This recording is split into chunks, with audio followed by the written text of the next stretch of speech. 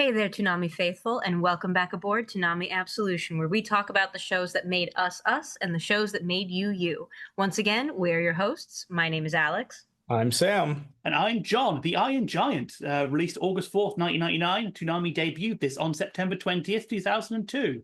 This was part of their in-flight movie for the Trapped in Hyperspace total immersion event, which we'll come back to one day. But Sam, this was your pick. It was because the Iron Giant kicks ass.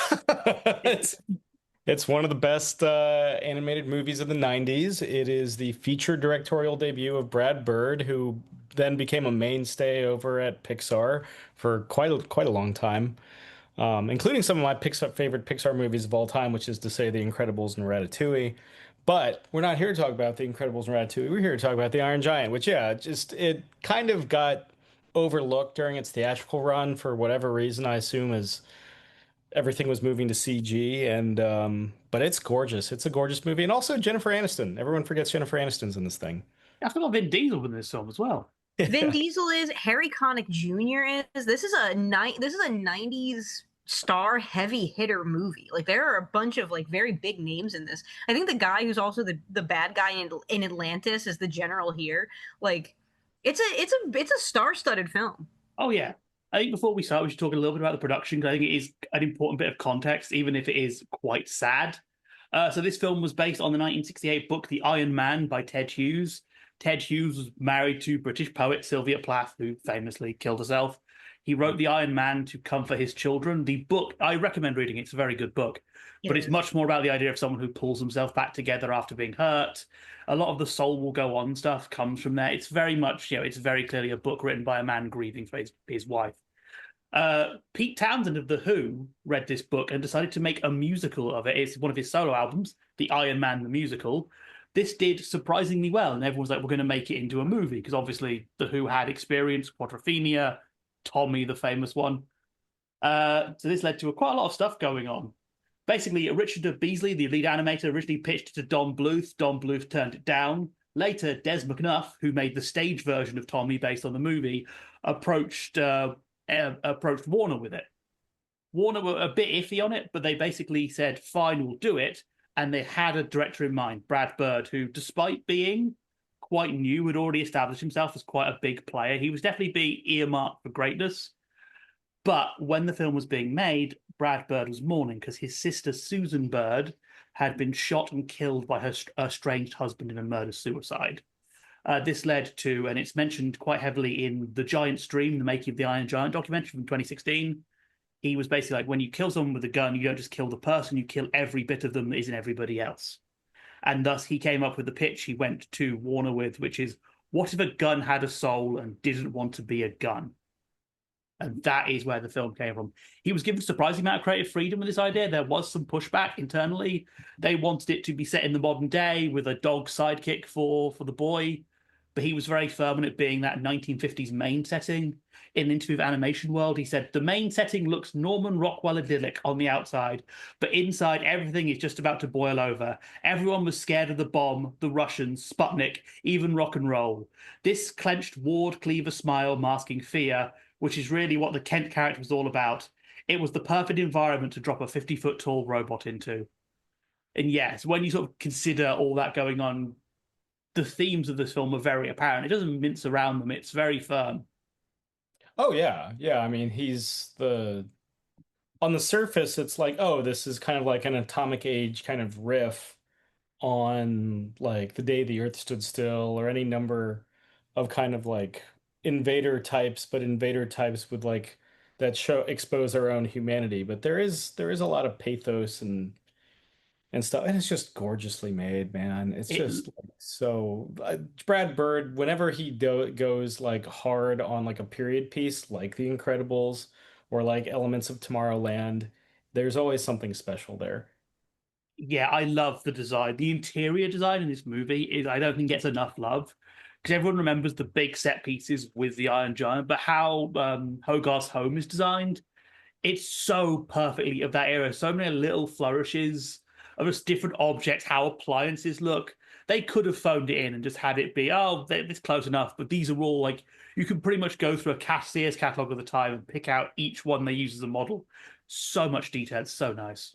in a weird way, like the atomic era of like the 50s and 60s had such a massive impact on American culture even today. And a lot of the sites in the movie, like it's been a while since I've seen the movie again personally, and I did cry like a baby again. But it's interesting because like thinking back to my own childhood when my grandmother still had a lot of those appliances, those suckers, that was the other thing about that time period, is that things were built to last in a certain way, which is why Fallout looks the way it does, which is why a lot of things look the way they do. And the interesting lived inness portion of this film, I think actually kind of sets it apart from other animated sci-fi films, because that's what this is. This is a sci-fi film. And I really like that level of detail that went into making a sci-fi film that feels cozy. And I think so many of them are afraid of that. Yeah, there's a warmth to it. I mean, whenever they're like inside, like over dinner or wherever, or even like Dean's kind of beatnik kind of world, it has a you can almost hear the lamps. You can almost it's that kind of like incandescent warmth that you can really get. And like I was kind of alluding to, the idea that this didn't connect with audiences maybe during its theatrical run, here we are like over 25 years later, which makes me older just saying that is there's a timeless quality to it because you look at some of the early CG movies of that were contemporaries of this, like Ants or something, and they don't hold up as well as the Iron Giant. The Iron Giant being a period piece and being so richly animated is something that endures. And so it was like when it became clear that we were doing movies or special presentations, I was like, well, Toonami is owned by Warner Brothers. Iron Giant's owned by Warner Brothers. As soon as they were like, okay, we've made enough money as we can on like regular theatrical licensing, let's go ahead and put it on cable television. It was, I remember when they showed it in 2002, it was like, oh, you guys are showing the Iron Giant. Cool. It I mean, all, yeah. the other thing you got to remember about 1999 is what Iron Giant was actually going up against, because that was Fantasia 2000 came out in 1999. Like Toy Story 2 came out in 1999. Like there were Iron Giant is a fantastic film and I absolutely love it, and it also was going up against Pokemon 2000. Like Oh God. 1999 was a very interesting year when it comes to like Big Daddy came out in 1999. Like The Baby last, Geniuses came out in 1999. Like there's a lot of weird little things that were coming out at that time, and Iron Giant was going up against quite a few. You know what else came out in 1999 that didn't help its case? no. I was trying to think. Annie. Annie came out in Oh, 1999. right. Annie did come out in 99, didn't it? Hmm. Yeah. And Oh. Annie was a massive hit Yeah. in 99. So like, and that was one that people were going to multiple times. So that's a difficult one. Also, But this movie deserved it should be noted there was also Warner Bros. Had a lot of behind the scenes stuff going on. They had just done a merger. A lot of head honchos are being fired, and like their projects were orphaned but still going on. There was a lot of stuff going on behind the scenes, which probably didn't help this film release. This was also an era where we were sort of seeing, and I'll come on to this probably near the end, but the cinema economy was shifting a little bit. So you were seeing that tie-ins were becoming a bigger deal. Just to note, this wasn't the first time Cartoon Network had shown Iron Giant. They had basically tried to Wonderful Life it by Oh, doing a lot of 24-hour marathons of it in 2000. So on the 4th of July, on a lot of holidays where they just didn't want to schedule anything, they would schedule 24-hour Iron Giant marathons. Because that had worked famously for It's a Wonderful Life. That wasn't really a big film until it got its Christmas Day marathon for 24 hours. it's like the Christmas Story from the 80s. yeah. They just like broadcast on TNT until you can quote it Yeah. I for can still quote it. Because you're presuming people aren't going to be watching anyway, so why throw out your new stuff when you can throw out something that people will just go on and watch? It's a decent movie. Go ahead. I was going to say, I remember seeing this in cinemas. This is another one I saw in cinemas when I was a kid, and I remember being absolutely traumatized by it. I'm not sure if this was Oh. true for you guys, but the town I grew up in was quite small. We had one cinema with two screens, but they were very small screens, and they never ran together. So Hmm. basically, we would never sort of pick a film to watch. We'd be like, oh, it's a a holiday. It's like we'll go to the cinema and we just watch whatever U or PG film, or when I was older, 12, that was in the cinema at the time. Meaning we never knew what we were getting. And Iron Giant was one of those where I was like, oh, cool, big robot. Oh no, the big robot can die. I I have such a distinct memory of seeing this movie. My dad, just quick sidebar, my dad is a bit of a crier. But that is like this movie wrecked my dad when I was a kid. Like I was crying, but then I turned and my dad full on sobbing in the movie theater. Like that touched my dad's heart in such a real way that to this day, almost 30 years later, he can't watch that movie anymore. Well, yeah. Yeah. It's amazing. It really is. I think on paper, I think if you haven't seen The Iron Giant, but you've read about it, it sounds like the most maudlin cliche crap, that ending. But how they pull it off, it never feels cynical. Again, I think it's partially because this is something Brad Bird wanted to talk about. He had a reason for saying this. Unlike say like last week we talked about Pokemon, its anti-war just felt hollow. It's like we have to have a moral.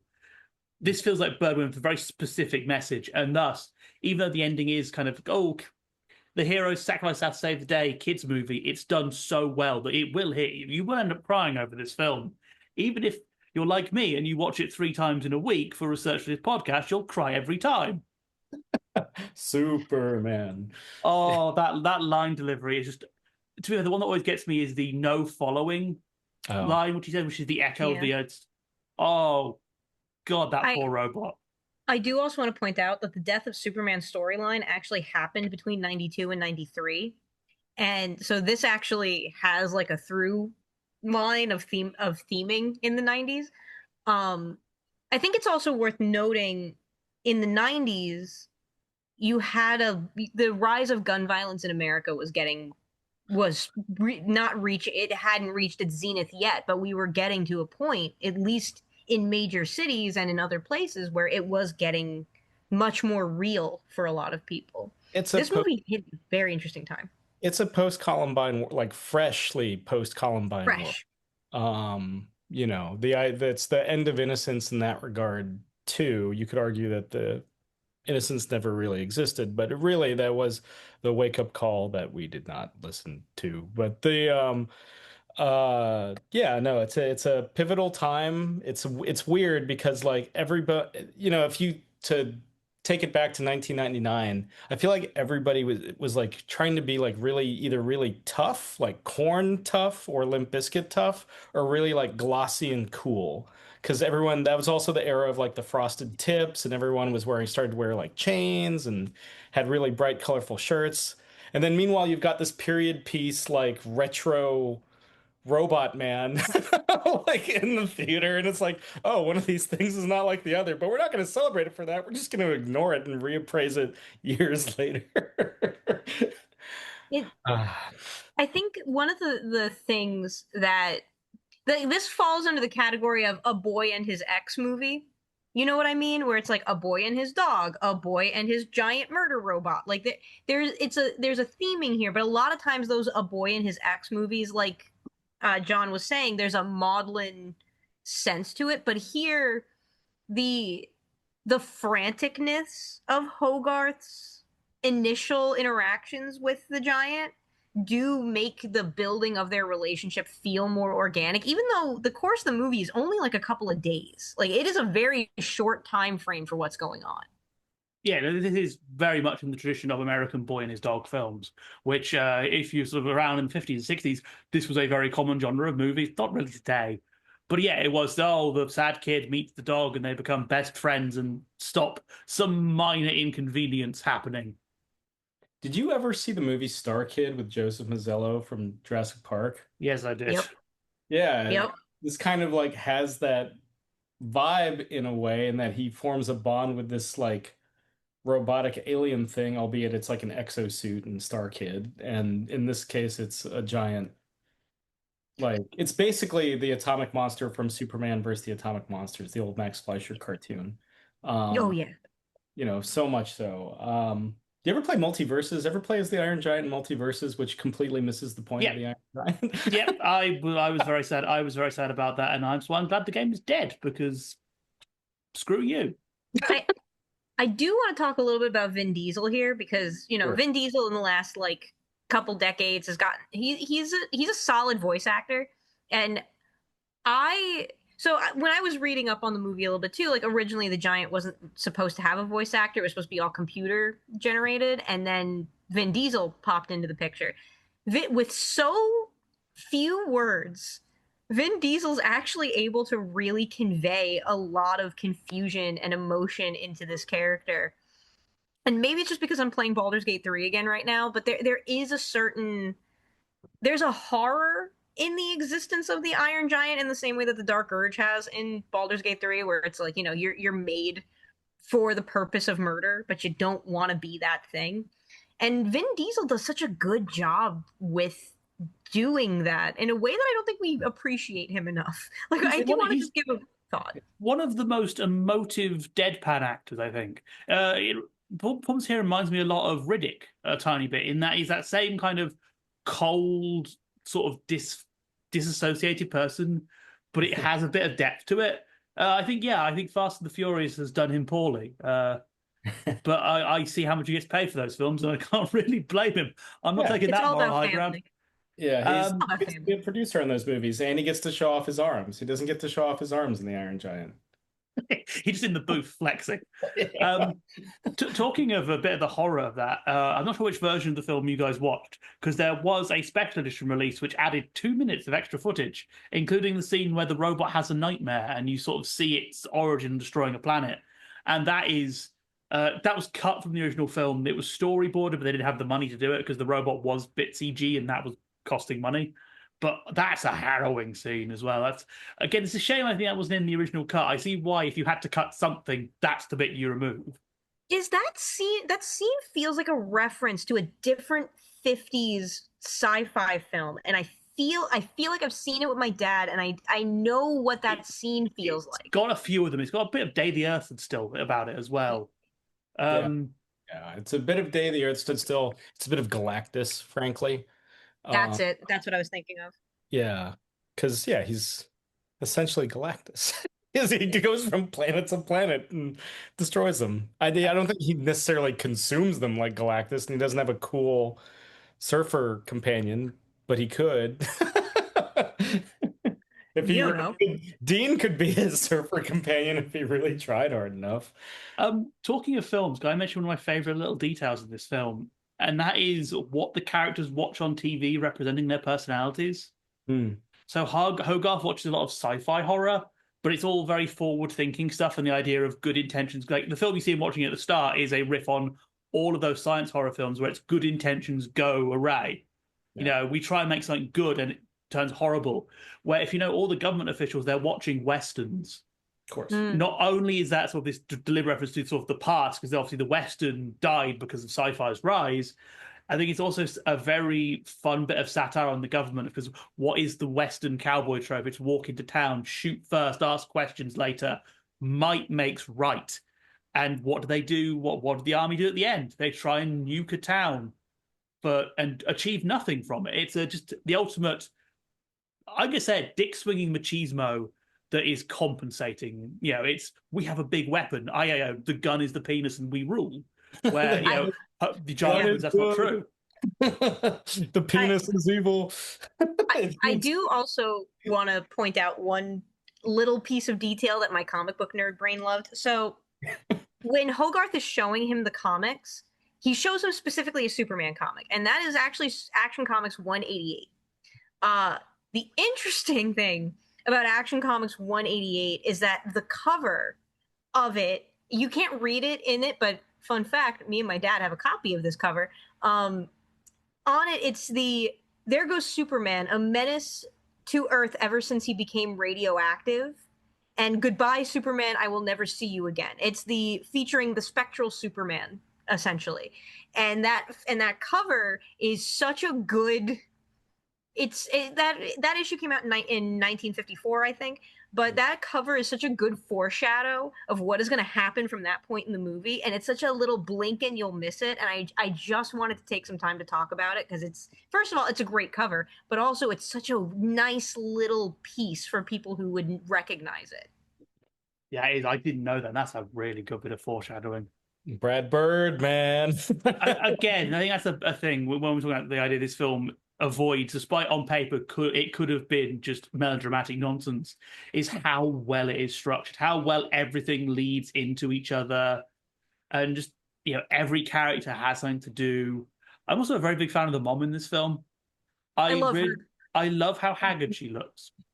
She Yes. looks haggard. She changes it. It's gonna sound such a silly detail, but she changes her clothing depending on the situation.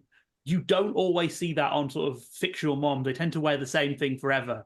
When she's cooking, she's wearing an apron, and when she's at work, she's around it. Again, it makes her into this much more living character, and she even gets involved in the finale. She gets to be more than just the poor mother who sort of nags the son.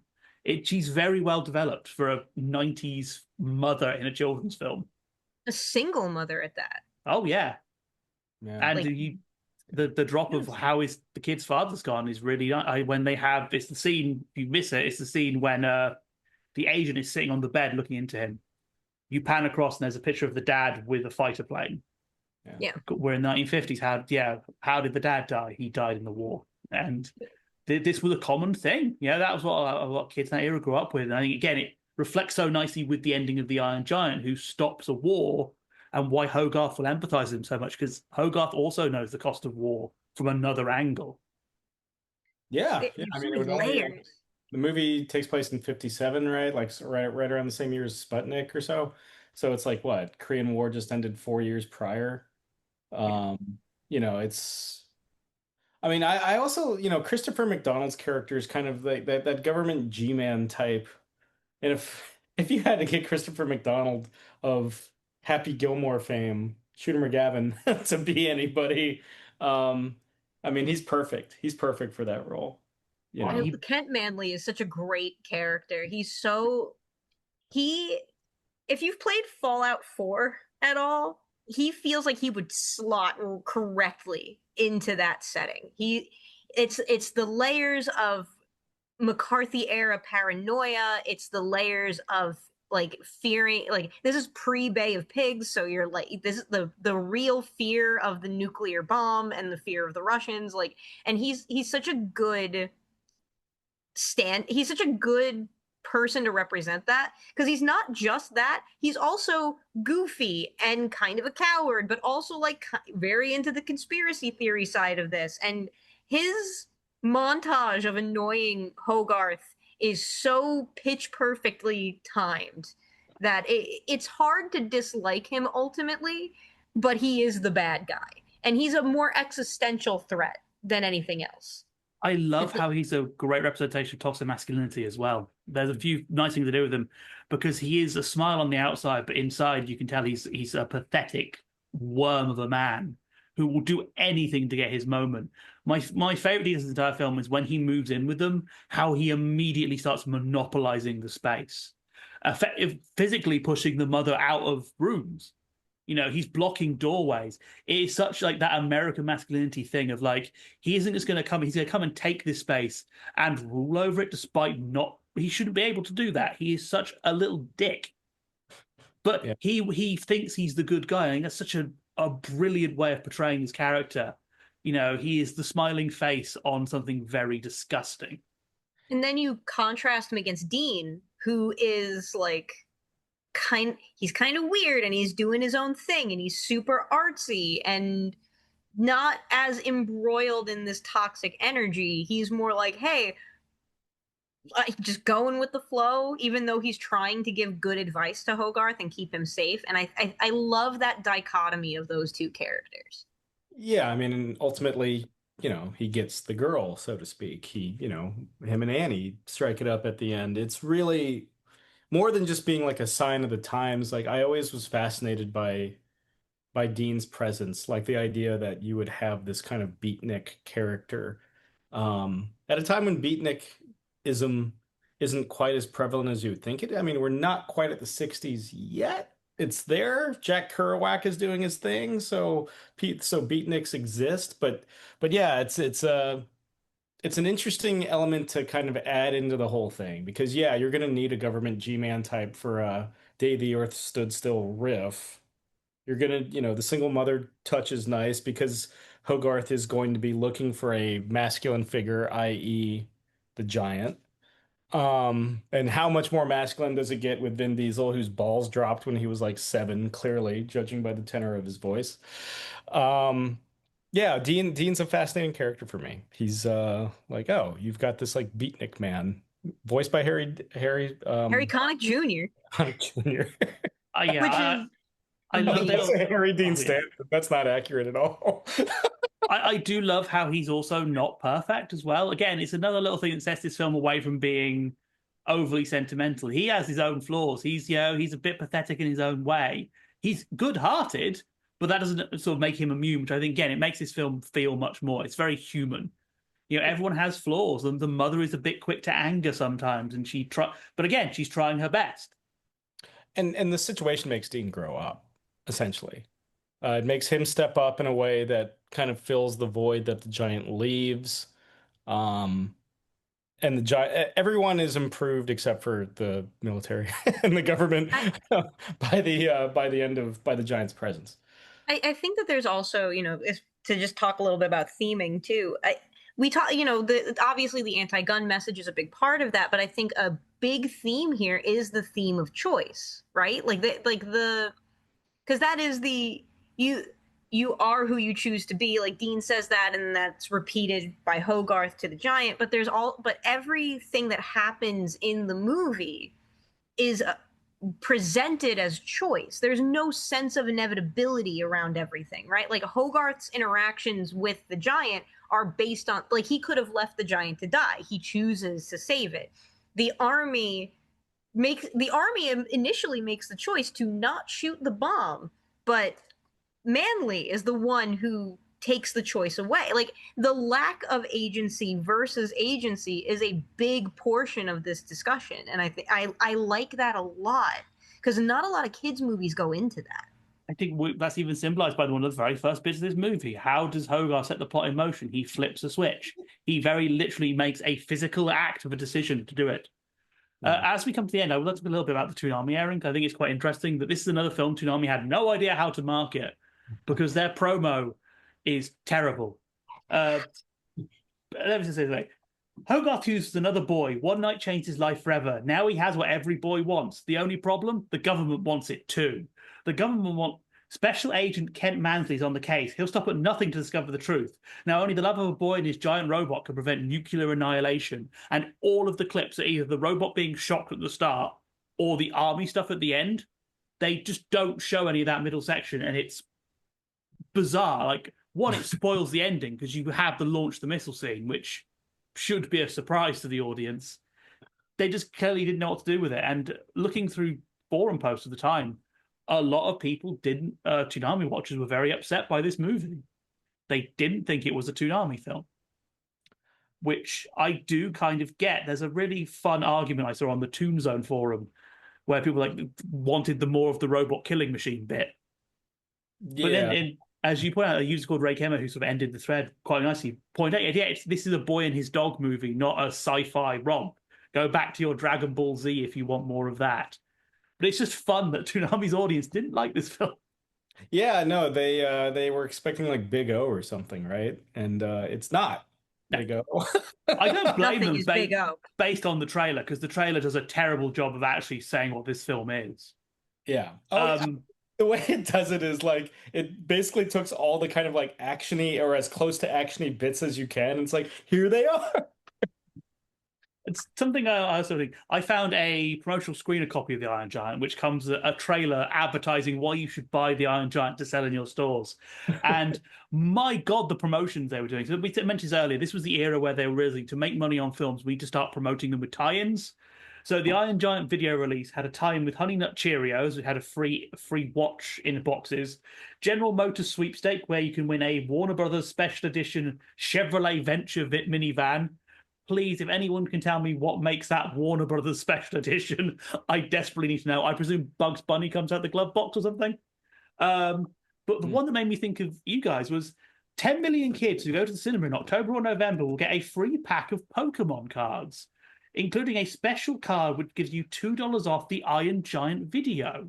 So that must have been to tie in with Pokemon 2000 then. Yeah. So now I wonder if anyone has, I couldn't find that card. So if anyone has one, I would be really interested to see it. Is it on eBay? I gotta call my dad. Is it on Yeah. eBay? Not that I could I couldn't find it. I'm wondering if it wasn't a card, it was just a voucher and it came with the pack, not in the pack, and the screener I was reading was a bit off with the wording. But I also found it funny because like, oh wow, this is all connected in a way I didn't really realize.